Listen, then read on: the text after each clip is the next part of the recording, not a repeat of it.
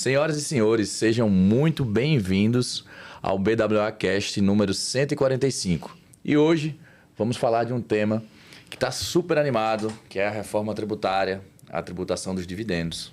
Que está todo mundo preocupado, todo mundo querendo se mudar do país, todo mundo querendo sair daqui. E para isso eu trouxe uma convidada super especial, que é Giovana Naia. Ela é advogada tributarista, especialista em Wealth Planning, sócia da Togout Group, esposa do Leandro, mãe da Helena e do José. Giovana, muito obrigado pela sua presença aqui com a gente hoje, tá? Eu que agradeço, uma honra estar aqui, um prazer enorme. Ainda mais falando desse tema, que é um tema que está muito quente mesmo. Tá todo mundo querendo falar de tributação de dividendos, saída fiscal e só dali para frente. Pois é, pessoal. Para dar um contexto para vocês, acho que a gente fala muito sobre reforma tributária por aí, né? E vê muito também que tem muita gente que está sem saber dessa informação ainda. Então, espero que vocês que estão ouvindo hoje esse podcast compartilhem ele. Certamente vai ser de muita valia para todo mundo que não está olhando para isso e para quem está olhando também. Temas muito complexos como esse, da tributação dos dividendos, atrelado a isso, sucessão familiar, que a gente vai falar também hoje com bastante carinho, e profundidade também, com certeza, porque envolvem temas muito peculiares, na verdade, decisões de família. Exato, eu tenho falado muito disso. A gente tem casos que já estão postos, e eu digo que quem acompanha hoje, a gente precisa acompanhar não só o que está posto na legislação, mas o que está para acontecer também. Tem um PLP, o PLP 108, que é super relevante dentro desse processo, que vai afetar também substancialmente os processos sucessórios nesse país. E se a gente acompanha e age, né, a gente vai ter muito trabalho, né, Giovana, nos próximos meses aí, certamente, devido a todas essas mudanças. Então, Giovana, me conta logo na largada um pouco como é que funciona a tributação dos dividendos hoje. Esclarece pra gente aí, pra quem não sabe. Perfeito, André. Olha, acho que o primeiro ponto é a gente deixar claro que não é a tributação dos dividendos, né? É a tributação da pessoa física. Isso é importante a gente deixar muito claro, porque existem saídas, uma vez que não é a tributação dos dividendos. Foi uma alternativa muito inteligente, muito cruel, mas muito inteligente que criaram, que foi uma maneira indireta de tributar os dividendos, né? Então, os dividendos, em tese, permanecem isentos, né? Eles tentam voltar a tributar os dividendos há algum tempo, há alguns anos, e sempre esbarravam na dificuldade de que a tributação na PJ, né, dentro da pessoa jurídica, já é muito alta, atinge ali 34%, 40%, 45%, dependendo do segmento do setor. Então, toda vez que se pautava a tributação dos dividendos, eles falavam, tudo bem, mas precisa mexer na tributação da pessoa jurídica. E aí, esse desenho que eles fizeram, foi um desenho, assim, bastante ardiloso, eu diria, porque, de fato, traz essa tributação dos dividendos sem chamar assim, né? A gente está chamando assim por uma questão mais didática. Mas fato é que, o que é? É um imposto de renda de pessoa física mínimo. Então, é uma maneira de garantir uma tributação mínima na pessoa física. Ali, a partir de 0 a 10%, né? A gente está falando para rendimentos acima de 600 mil reais por ano. E é muito delicado porque não é só os dividendos, como a gente está falando. E o cálculo mesmo é um cálculo bastante complexo, né?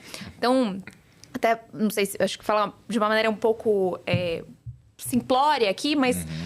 Se eu quero entender se você vai ser impactado nessa questão da tributação dos dividendos, acho que a primeira coisa para te provocar, você vai abrir tua declaração de imposto de renda do ano passado e você vai olhar lá na penúltima página, a alíquota efetiva, quanto que foi. E o empresário normalmente é 0%, porque a gente já tributa tudo ali dentro, né? Isso.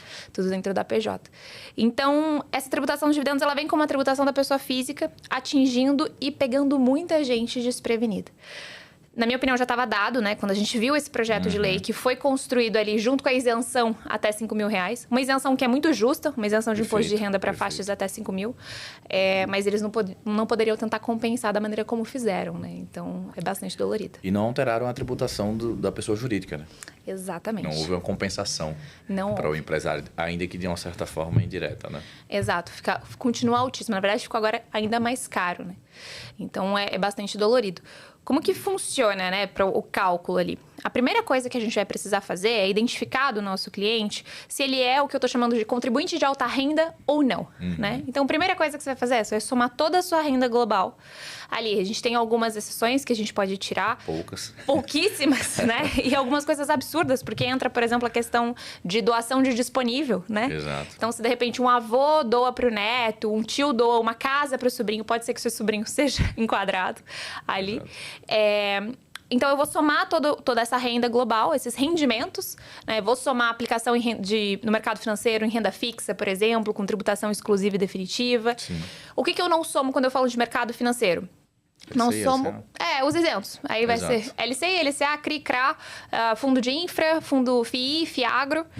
De resto, eu tô exposto ali, né? Soma salário, soma aluguel, soma tudo. Tudo, exato. E a partir dali eu vejo se eu recebi mais de 600 ou menos de 600 mil no ano.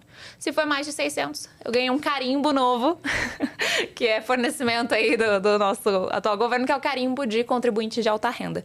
E aí sim é aplicável a mim. A gente encontra, né? Vai buscar encontrar a alíquota efetiva para poder tributar. Perfeito, perfeito. Eu acho um ponto que o pessoal sempre nos pergunta, né? Até aproveitando para esclarecer. Primeiro ponto de atenção, né? Você colocou muito bem, olhar para a alíquota efetiva e também entender que a tributação de altas rendas vai envolver toda a minha receita da pessoa física e não somente a minha própria distribuição de lucros.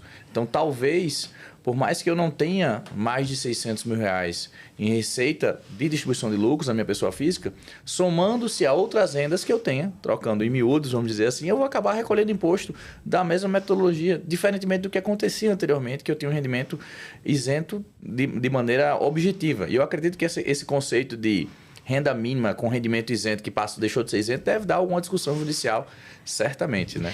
Com certeza. A gente vai ter discussão do Simples, a gente vai ter uma série de discussões, mas o fato é que a gente não pode contar com isso, né? No Brasil, eu não posso contar com esse desenho do judiciário, apesar de que, com certeza, lançaremos mãos de algumas delas.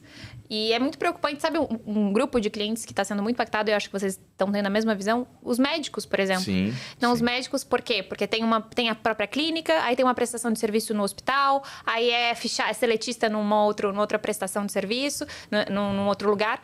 E aí, quando você soma tudo, prolabore, salário e tudo mais, passe muito dos 600 mil mínimo. Com certeza. O médico tem muito essa tipicidade. Ele tem a própria clínica e opera também via alguns convênios pela pessoa física de caráter obrigatório. Então, de toda maneira, você vai ter uma soma das rendas dentro do processo como um todo no projeto, na hora de apurar impostos, né? Acho que você tocou num ponto também que eu acho que é bem interessante comentar. Você viu que tem muita gente falando, mas o Simples não vai tributar. Pelo contrário, pelo que está posto, o Simples vai tributar sim. O que existe hoje é a possibilidade de judicializar para tentar afastar essa tributação, que na prática... Eu gostaria muito de estar errada, mas eu não acredito que ela vai sair. Exato. Porque eu acho, André, que eles vieram buscar justamente essas pessoas. É justamente quem está no Simples. Porque, gente, a grande fortuna, de fato, né, o ultra high... Primeiro que boa parte da estrutura nem está no Brasil mais, né? Exato. E segundo que existem uma série de alternativas. Então, vamos trabalhar com securitização, fundo FDIC, fundo creditório, etc. Então, existem várias outras saídas que a gente pode tentar criar. Quem que vai pegar, de fato? Vai pegar ali o pequeno, médio empresário, principalmente, que, na opinião do governo, está pagando pouco imposto, então... tem que pagar um pouquinho mais. Legal. Então, a hora de planejar é agora. Pensa que isso já vai valer a partir de 2026 e se você não olhar para essa informação agora, em 2027, quando você for fazer sua declaração de imposto de renda, você vai ter uma grata surpresa ou não. Uma grande conta para pagar, não é verdade? Então, assim, o brasileiro é muito criativo. Você concorda comigo, né? Então, acho que você já deve ter recebido essa pergunta, eu recebi também. E parece que é uma receita de bolo, eu uso muito esse termo. Parece que é receita de bolo. Não, vamos fazer o seguinte. Vamos levar todos os gastos, todas as despesas da minha pessoa física para a empresa. O que você acha disso? Essa é a solução? Acho arriscado. A gente sempre vai precisar medir o risco, né, gente? Não adianta. Vai ser uma distribuição disfarçada de lucros, né? Então, se eu não construir um planejamento bem feito, eu vou ficar exposto. E aí, eu acho que vale a pena a gente entender. E acho que o empresário, ele é feito de riscos, né? A vida do empresário é feita de riscos. Então, entender aqueles riscos que valem a pena correr e aquele que não vale a pena correr. E existem outras alternativas que a gente pode trabalhar, né? A gente pode, por exemplo, a gente tem conversado muito com os nossos clientes para falar de planejamento sucessório. Sim. Talvez seja o momento de você trazer o resto da sua família para dentro da operação, não dentro da operação em si, mas pensar na estrutura de uma holding de participações. Você coloca ali, naturalmente, bem feito, né, André? Então, eu preciso pensar em acordo de sócios, se eu coloco cônjuge, se eu não coloco cônjuge, se eu coloco filhos, qual a idade desses filhos, se eu tenho condição de colocá-los ali.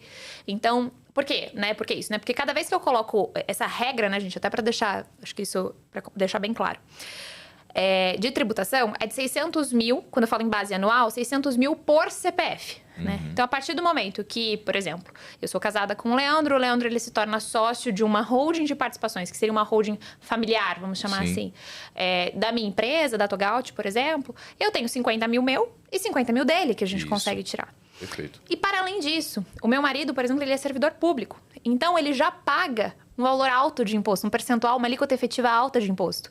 Ele já paga ali em torno de 20%, 22% de imposto. Então, eu consigo, às vezes, pagar até mais do que 50 mil para ele, porque ele tem um crédito tributário, digamos assim, para poder compensar.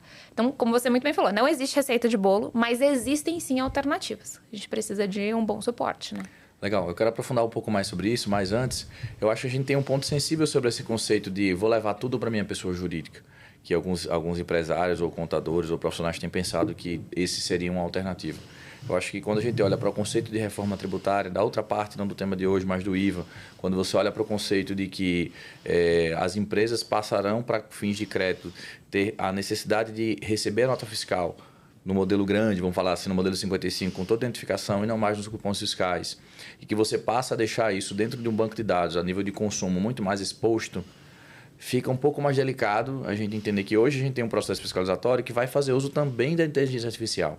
Perfeito. De toda essa estruturação de dados. Então, será que eu vou conseguir levar a feira da minha casa, o consumo de combustível do meu carro, as viagens que eu faço e tudo isso mais para dentro da minha empresa e vou passar de maneira despercebida, né? Como se passou por algum tempo para quem já adotava esse tipo de estratégia? Então, acho que o momento é justamente esse. Você colocou muito bem de, será que eu consigo realmente estruturar isso hoje, já pensar numa qualidade sucessória?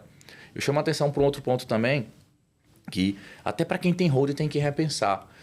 E parece que também, de novo, não tem solução de receita de bolo mais. Empresas de sociedade e serviços regulamentados, como a minha de contabilidade, por exemplo, tem uma penalidade dentro do processo da reforma tributária que, se tiver participação em pessoa jurídica ou se tiver pessoa jurídica como sócia, elas vão perder o direito à redução de base de cálculo de 30%. Então, essa é a melhor alternativa?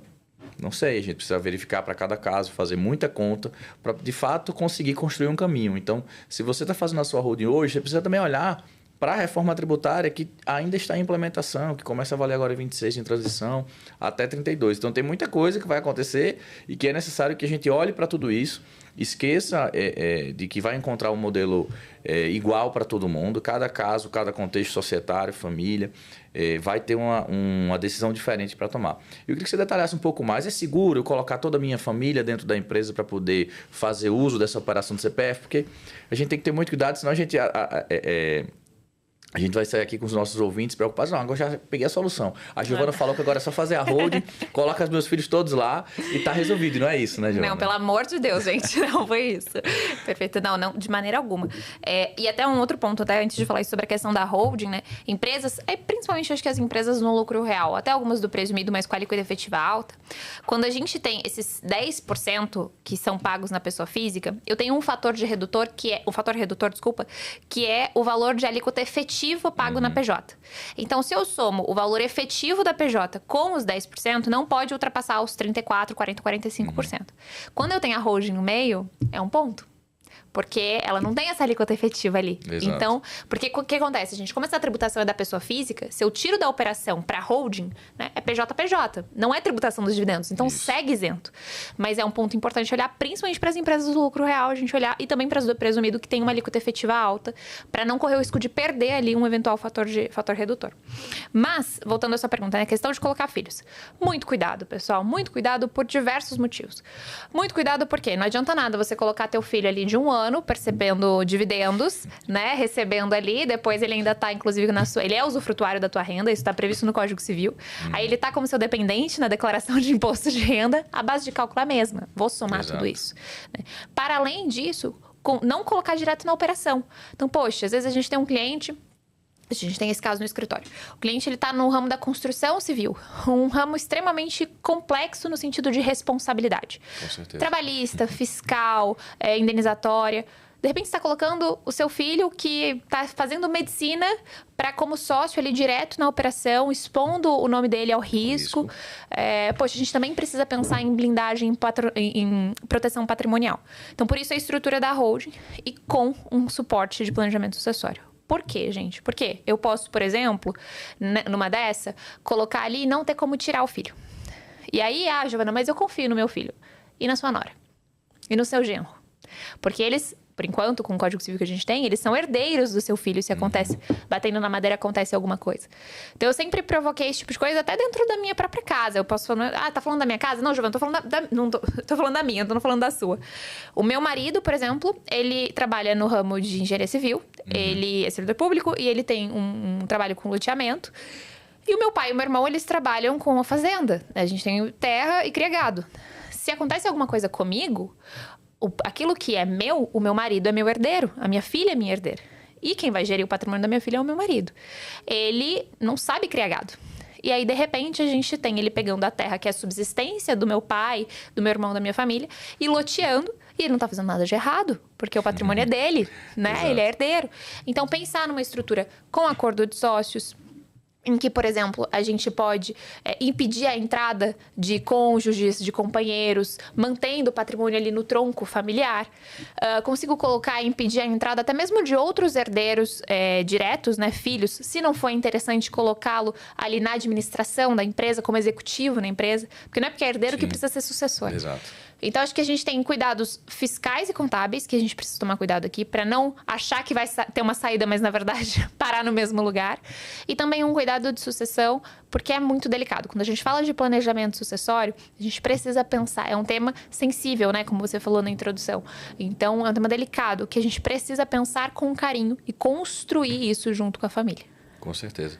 Acho que é bom para a gente esclarecer para os nossos ouvintes justamente de que holding também não é receita de bolo, não é simples assim. A gente precisa...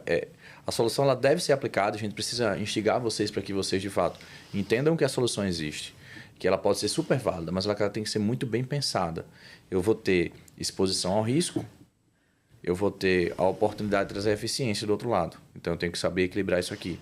Eu vou ter algum imposto incidente dependendo do modelo que eu faça, ou eu posso ter mais controle dependendo do modelo que eu faça.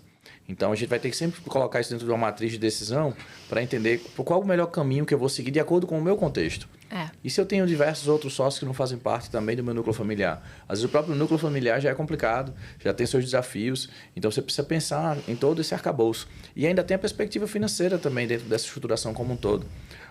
Talvez, um caminho, a gente falando para clientes hoje que trabalham com crescimento e investimento em patrimônio imobiliário mesmo, você imagina se você erra nessa sua estruturação e você começa a distribuir dinheiro para a sua pessoa física para aportar na sua holding patrimonial. Você vai pagar um pedágio para poder distribuir o lucro, para poder... O custo de capital desses imóveis vai lá para cima. Perfeito. Então, como é que eu vou estruturar? De repente, vou ter que ter várias estruturas de participações para fazer com que esse recurso chegue na minha holding patrimonial.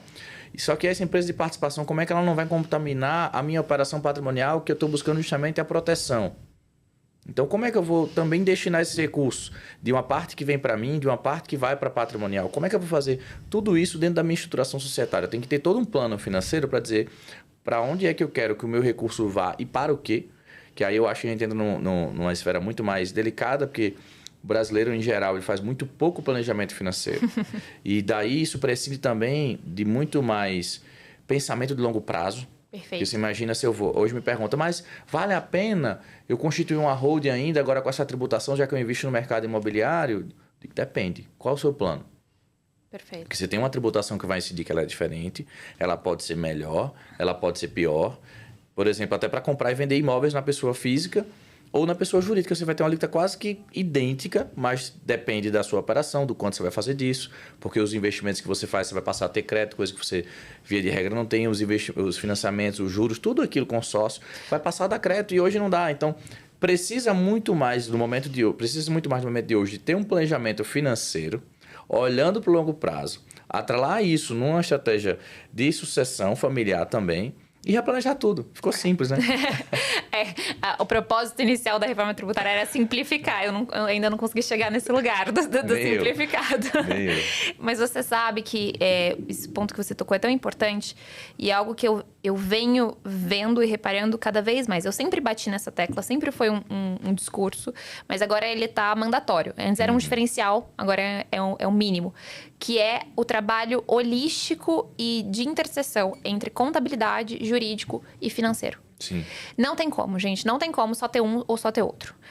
Cada vez mais os contadores vão precisar se aproximar dos advogados, os advogados se aproximar dos contadores e ambos se aproximarem, por exemplo, do assessor ou do consultor financeiro.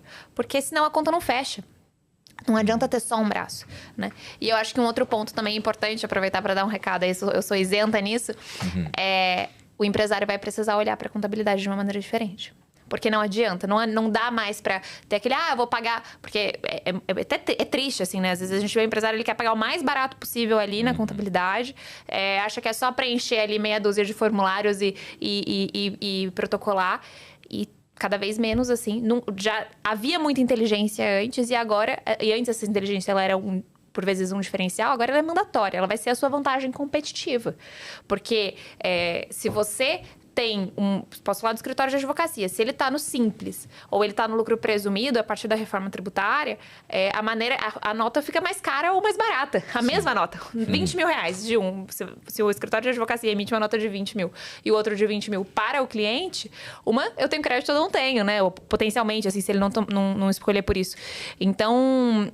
é algo que vai precisar ser cuidado e que a gente vai precisar ter esse olhar holístico, né, para a vida empresarial e patrimonial do cliente.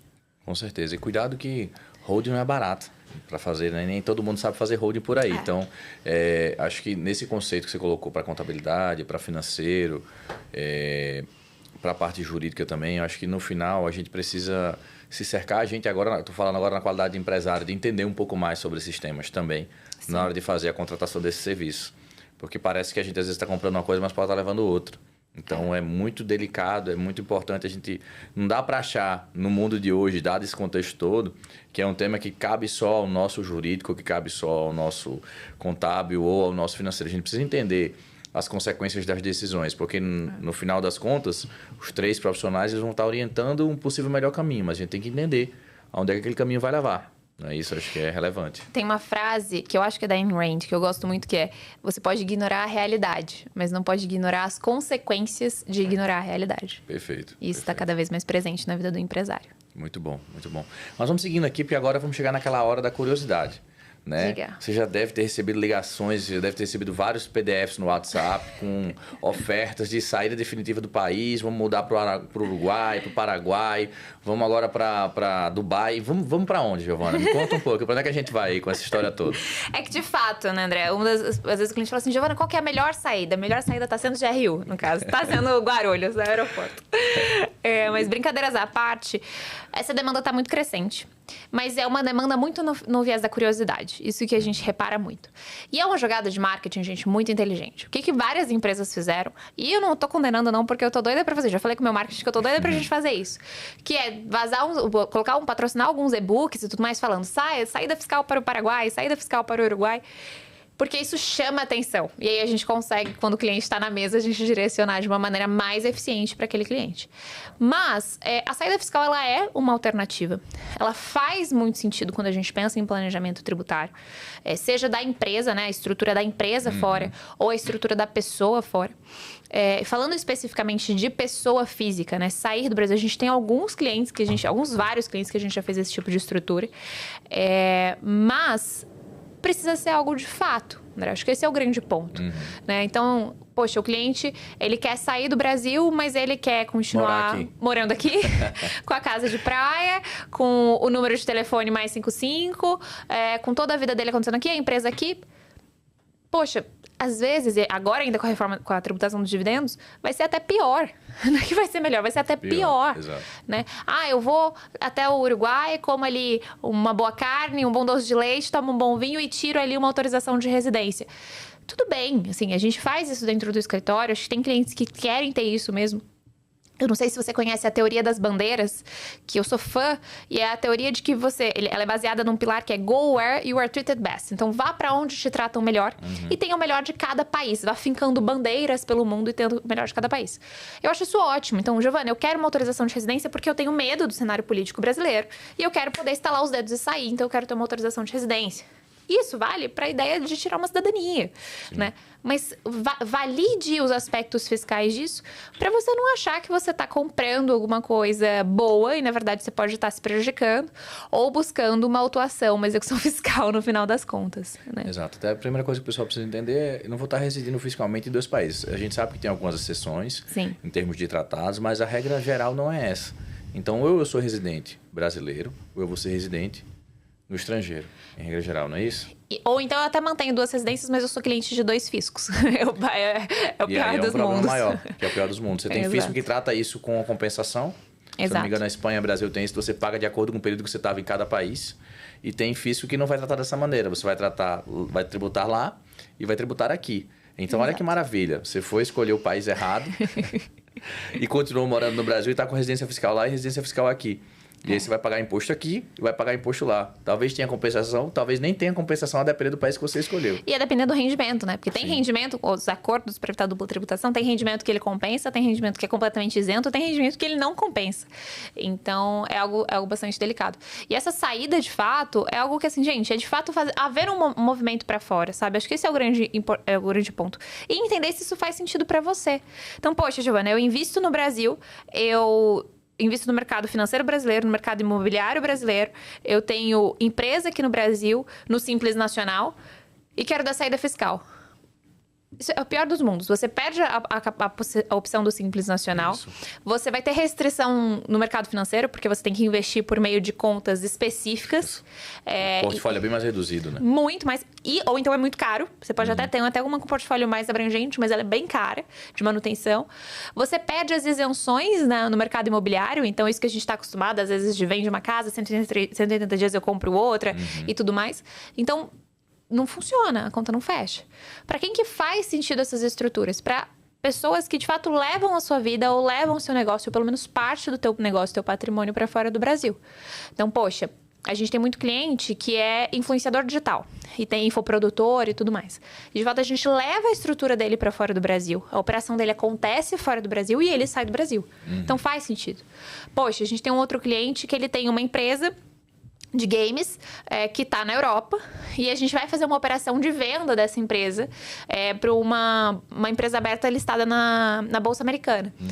Não faz sentido ele estar com uma estrutura aqui no Brasil. A gente vai sair do Brasil e vai ter uma excelente isenção de ganho de capital com relação à tributação brasileira.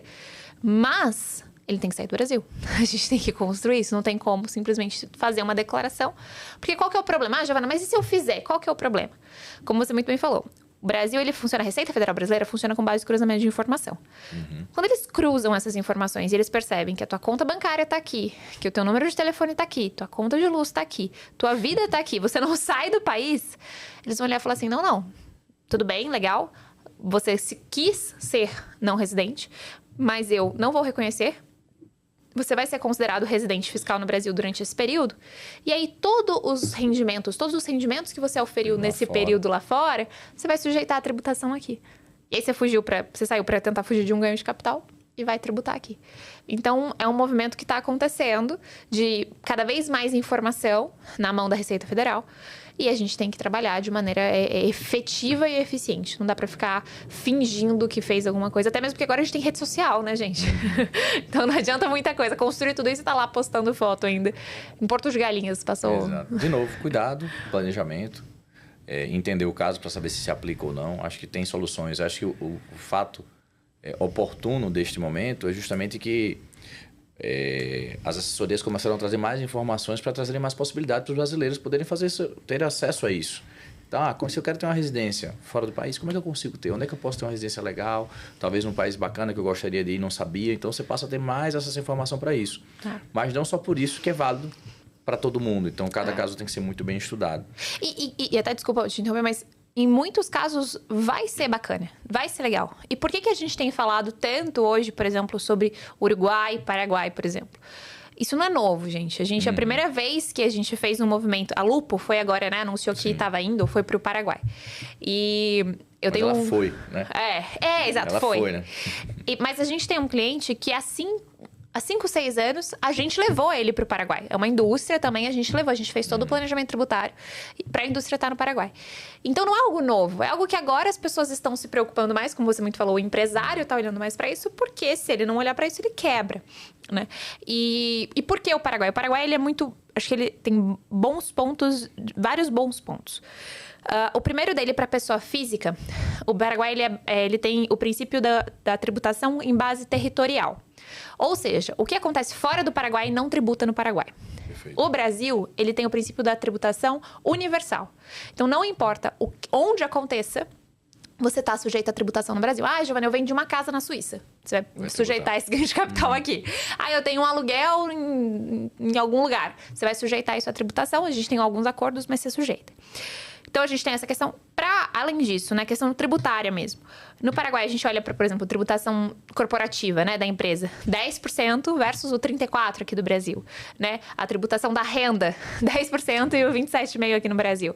A tributação do consumo, aqui a gente tem produtos de 30% a 50% de tributação, às vezes, de consumo, 10% lá. Então, além do valor da tributação reduzida, eles têm algo que é a facilidade do entendimento tributário.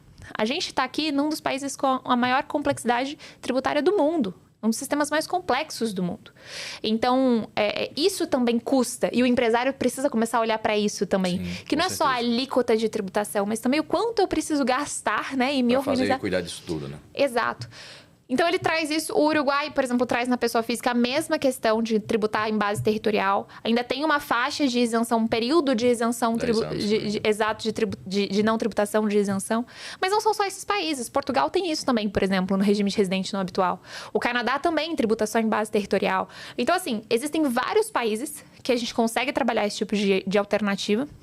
Paraguai e Uruguai é muito bom porque está aqui pertinho, né? Então você consegue visitar a família. Exato. Mas assim, existe um mundo de fato de oportunidades, mas que precisa fazer sentido, né? Legal. E partindo para esse caminho de fora do país, me fala sobre as offshores, que todo mundo também pensa muito em fazer. Quais são os prós e possíveis contras também dentro de um processo? Me dá um exemplo. Perfeito. A empresa offshore, a gente tem tanto a frente patrimonial quanto empresarial. A parte empresarial, a gente vai precisar entender mesmo o segmento ali do cliente, do empresário. E patrimonial, que a gente chama de PIC, a Private Investment Company, que nada mais é do que uma holding internacional, uma empresa que está lá fora, que é um veículo de investimento. E ela é muito interessante porque eu deixo de ser a Giovana investindo, por exemplo, nos Estados Unidos. E passa a ser uma empresa offshore investindo nos Estados Unidos, a empresa da Giovana. E naturalmente, quando eu vou escolher essa empresa que está em outro país, eu escolho um país que seja muito eficiente no aspecto tributário, no aspecto de flexibilidade, de segurança jurídica também. Importantíssimo. Exato. E a gente, para o brasileiro, o que a gente mais utiliza ali, por custo-benefício também, são os caribenhos, né? Então, Panamá, Bahamas, Cayman, Ilhas Virgens Britânicas, a tal BVI, onde a gente mais utiliza. Giovana, consigo utilizar Malta? Consigo. Ilha da Madeira? Consigo. Dubai? Consigo. Mas os preços são completamente diferentes. Então, acaba que a gente vai muito para esses caribenhos. E quando eu tenho essa estrutura, eu saio, né, da exposição de cada país de investimento. Então, eu ganho mais liberdade. Por exemplo, eu vou investir nos Estados Unidos, na Bolsa Americana. A partir do momento que eu invisto na Bolsa Americana, eu estou sujeito à legislação americana, inclusive para aspectos sucessórios. E nos Estados Unidos, se eu sou uma não residente US, uma não residente americana, a minha tributação de sucessão é a partir de $60 mil. Então, de 0 a 60 eu sou isenta, a partir de 60 eu tenho uma tributação ali de 18% a 40%, progressiva. A partir do momento que eu não sou mais dona desse dinheiro, quem é dono desse dinheiro é uma pessoa jurídica, a pessoa jurídica não morre. Então, eu não tenho sucessão nos Estados Unidos. Eu vou ter sucessão nesses países. Panamá, Bahamas, BVI. E são países que não tributam a sucessão de não residente. São países que nos trazem facilitação sucessória. Então, eu não preciso obedecer ao que a gente chama de legítimo aqui, os herdeiros necessários aqui. Eu consigo colocar a composição com muito mais flexibilidade. Eu não tenho processo de inventário, então eu consigo construir no próprio contrato social da empresa a facilidade de transferir esse patrimônio, né, as cotas dessa empresa, em 7 dias. A gente já teve esse processo. Então, a gente constrói a PIC, a gente traz a empresa offshore para nos dar liberdade, proteção, segurança e tentar evitar, no máximo, a incidência de impostos. Giovana, eu tenho imóveis nos Estados Unidos. Posso colocar dentro da minha empresa offshore? Posso. Eu tenho conta bancária em outros países. Posso colocar? Posso. E aí você para de ficar dependendo de abrir, batendo na madeira, num eventual cenário de sucessão, inventário nos Estados Unidos, inventário na Suíça, inventário em Portugal, inventário... Não, eu começo a ter tudo concentrado dentro de um CNPJ. O CNPJ não morre, então ele não tem sucessão nestes países. Eu tenho só uma sucessão acontecendo naquele país que eu escolhi para ser a sede da minha offshore, que naturalmente eu escolho de maneira muito eficiente. Maravilha, maravilha, muito bom. Foi, muito bom, excelente. Acho que, em linhas gerais, falando desse processo, acho que os nossos ouvintes podem olhar um offshore como uma grande oportunidade para um processo sucessório, para a internacionalização de capital, para ter um pouco mais de facilidade e menos custos. E eu não posso deixar de falar de novo do PLP 108, que já falou da mudança da metodologia de avaliação das empresas, que tentou levar ali para o fluxo de caixa descontado. Agora, na segunda rodada, está meio que deixando em aberto para os entes federados poderem definir. E existe, a partir disso, um risco muito alto de a gente ter um custo sucessório elevadíssimo no Brasil. Eu fiz uma simulação para o fluxo de caixa de um cliente que deixaria de pagar R$400 mil para pagar 3.900.000. Que loucura, gente. Devido à mudança de metodologia por causa disso. Então, muito cuidado com esse fluxo, mas também muito cuidado em achar que só offshore de novo resolve. Porque se eu tiver um offshore que venha a ser detentora da companhia brasileira, talvez eu atenda o aspecto sucessório, talvez eu não atenda o aspecto tributário, seja pela tributação do meu faturamento, seja pela remessa dos lucros ao exterior. Então, temos um contexto muito mais amplo que precisa ser observado para realmente conseguir construir o caminho. E volta para aquela base que a gente estava discutindo. Eu preciso entender o que eu quero fazer, por que eu quero fazer e por quanto tempo eu vou fazer aquilo também. Então, a gente tem que olhar muito para longo prazo, para não sair abrindo companhias e achar que isso ali vai ser a solução de tudo e que é tão simples. Não é tão simples. Precisa realmente de um trabalho muito mais apurado.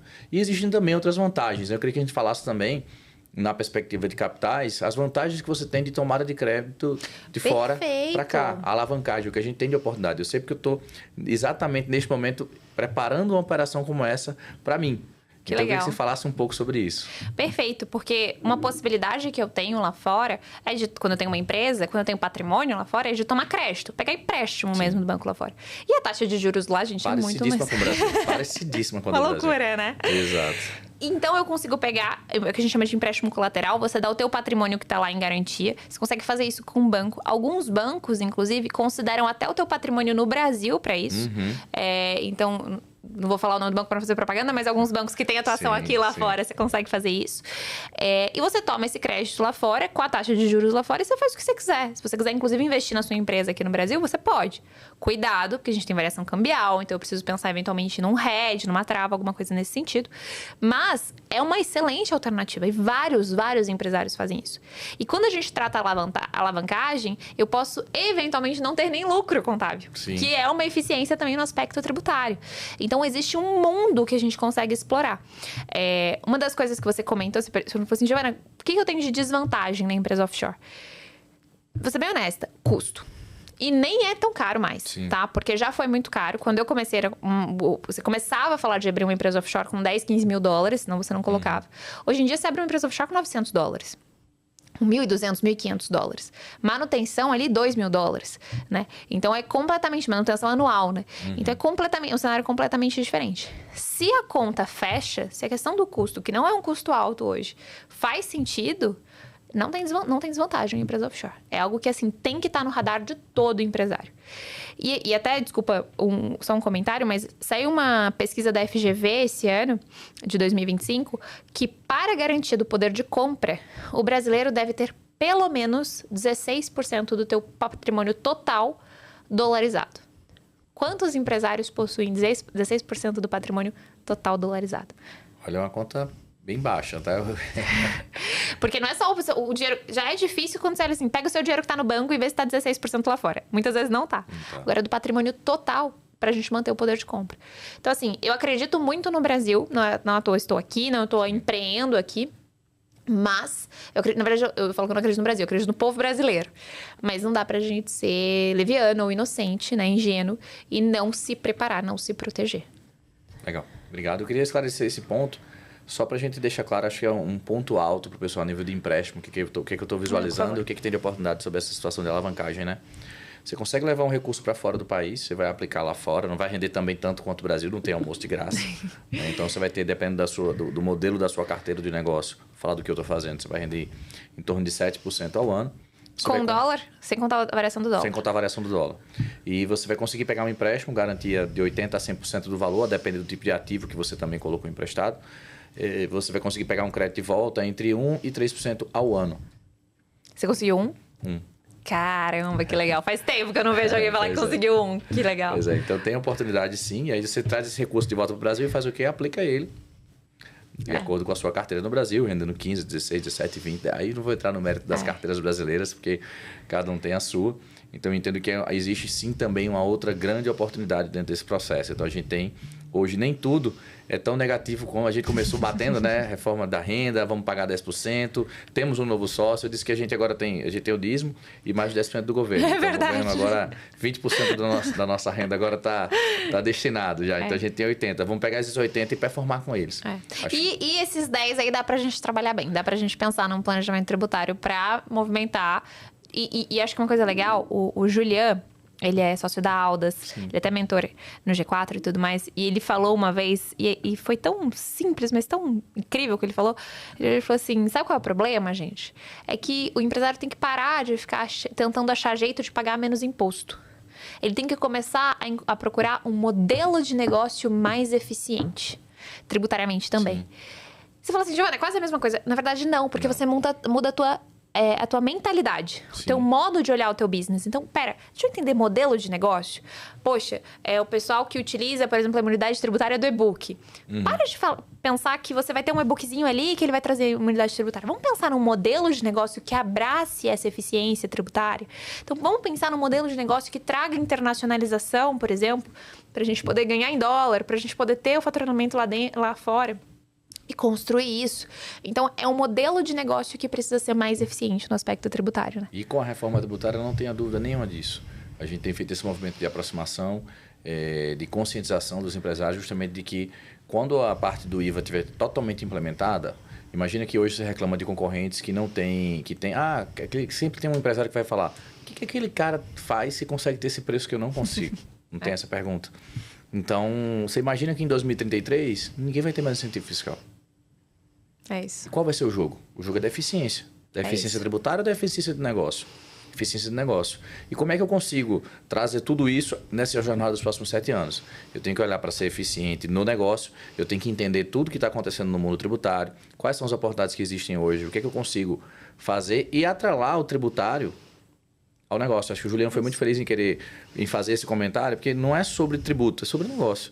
Como é que eu consigo plugar tudo isso dentro do ecossistema? Porque do mesmo jeito que logística está voltada para o negócio, pricing está voltado para o negócio, tributário também tem que estar voltado para o negócio. E a gente tem que entender qual é a regra do jogo e como é que eu consigo melhorar a partir dessas regras. Elas já estão postas, algumas estão em construção, e a gente está aqui para ajudar os empresários a fazer tudo isso. É isso, Giovana? E vai ser uma mudança muito grande. Se você for pensar que a gente está discutindo um IVA de 28%, qual é o empresário que tem sobrando aí? A prestação de serviço é mais comum. 28% de margem aí para poder colocar em xeque e questionar. Então, de fato, é alguma coisa que a gente vai precisar olhar com carinho. E já. Acho que esse é um ponto importante também. Posso olhar isso só em 2032? Não. E quando a gente fala de tributação de dividendos, um recado para não perder, a tributação dos dividendos... Uma das maneiras de você fugir da tributação dos lucros que você apurou antes de 31, que você possui de antes de 31 de 12 de 2025, é fazendo uma ata de deliberação de distribuição desse lucro, que precisa ser feito até 31 de 12. Sim. Ou seja, se você deixar para conversar com o teu contador, o teu advogado, o teu tributarista, no 1º de janeiro... Foi-se. Você vai pagar imposto sobre isso. Eu estava com um cliente que ele... Porque é muito comum, gente. Se olhar principalmente para a empresa no lucro presumido ali, você vai abrir o teu balanço, você vai ver que tem um valor altíssimo de lucro acumulado. É muito, muito, muito pouco provável que você não tenha. E ele tinha 50 milhões de reais em lucro acumulado. Desde, acho que a fundação da empresa estava ali. Quando ele olhou, ele entrou em desespero, porque ele nunca tinha reparado naquela linha. E ele falou assim, mas eu não tenho como distribuir, não tenho como tirar esse dinheiro. Eu falei, não, calma, vamos sentar, vamos conversar, vamos entender o que está acontecendo. Mas se a gente for pensar numa conta boba aqui, 5 milhões de reais de imposto, né? 10%. Sim. Então, assim, e olhar para o negócio, né? Então, cuidado, não faça de maneira sem pensar. Procure o teu contador, o teu tributarista para falar sobre isso. Porque... Talvez a sua empresa não possa distribuir lucros, né? Mas precisa olhar para isso com carinho ainda esse ano. Com certeza. E assim, um processo que a gente tem feito também, discutido com os clientes que procuram a gente para fazer a ata, a gente vai dizer, vamos revisitar a contabilidade para saber se esse lucro realmente ele é esse. Ou ele poderia ser maior. Porque tem casos que ele também poderia ser maior. Vou dar um exemplo de... A gente está tendo empresas de tecnologia... E quando elas chegam para a gente, o principal erro delas, a maioria, vem no Simples, sou startup, comecei no Simples Nacional. E tudo que eles estão investindo no começo, que deveria ser, de fato, investimento, contabilizaram tudo como despesa. E aí a empresa está apurando prejuízo e, na realidade, ela não deveria estar apurando prejuízo, ela deveria ter colocado aquilo como um ativo. Sim. Então, às vezes, também você faz investimentos que são para longo prazo, você comprou uma licença para explorar determinada área. A licença é um ativo, você vai para 10 anos, você tem que reconhecer a amortização em 10 anos. Então, tem muita falha dentro do processo contábil que, às vezes, também fazem com que você não tenha tanto lucro quanto você deveria ter dentro do negócio. Então, não é só fazer a ata, é revisitar a contabilidade para entender se o lucro que está ali está sendo apresentado realmente está correto com o negócio e, a partir daí, sim, fazer a ata. E, além disso, verificar se a ata está conforme o contrato social. Eu ia falar exatamente isso agora. É isso? Porque se a ata não estiver de acordo com o contrato social, eu tenho dito por aí que, cuidado, a gente faz só a ata, fala, não, é só fazer uma ata. Tem que dar, a gente pede para o GPT, não está mais fácil hoje, o GPT faz a ata para a gente, não tem por que contratar um profissional para fazer a ata, o GPT faz, beleza. E aí depois você descobre que o seu contrato social não dava permissão para você fazer naquele modelo. E aí, a Receita Federal, quando ela for verificar a sua isenção praticada, vai entender que você praticou isenção irregular. Exato. E vai te cobrar o imposto. Não vai ter jeito. Com multa e juros. Isso é uma maravilha. A ata vai ficar muito mais cara. Exato. Melhor nem ter feito a ata. Tá, então, pessoal, vamos chegando ao final aqui. Eu queria agradecer demais o tempo com vocês, o tempo da Giovana. Giovana, gratidão demais por compartilhar todo o seu conhecimento para a gente aqui. Deixa suas redes sociais, sua mensagem final aqui para os nossos ouvintes, que certamente esse podcast vai estourar, essa edição aqui. Vai ser um tema super quente e vai estar todo mundo super interessado em te conhecer um pouco mais. Muito obrigada pelo convite. Muito feliz de estar aqui, dividindo um pouquinho sobre esse tema, que é um tema espinhoso muitas das vezes, mas que a gente tenta tratar de uma maneira mais leve. Eu estou no Instagram, @GiovanaNaia, Naia com Y, e @Togaut Group, então também da empresa, quem quiser acompanhar. Eu tô todos os dias no Instagram abrindo uma caixinha lá pra gente poder bater papo. Eu falo que a minha consultoria é gratuita, enquanto o Haddad não taxa, né? Porque a partir do momento que ele começar a taxar também, a gente vai precisar repensar nesse modelo. E tô à disposição, porque às vezes é uma dúvida, às vezes outros profissionais também estão com alguma questão ali desconfortável, fica à vontade para me procurar, para me chamar, e a gente tá aí para isso. E reforçar esse convite, de fato, de repensar o seu modelo de negócio. Acho que todo empresário precisa se informar em bons lugares, como, por exemplo, o BWA Cash, ter acesso a boas informações. Hoje em dia é muito mais fácil acessar informação. Isso tem um lado ruim, porque a gente acessa, às vezes, informações... Do GPT. Exato, que não estão ali tão confiáveis. Mas tem um lado muito bom, né? Antes a informação era privilegiada, de fato, era de difícil acesso, e hoje não mais. Então, convidar o empresário a refletir sobre isso. Porque, gente, ninguém tá aqui, eu tenho certeza, né?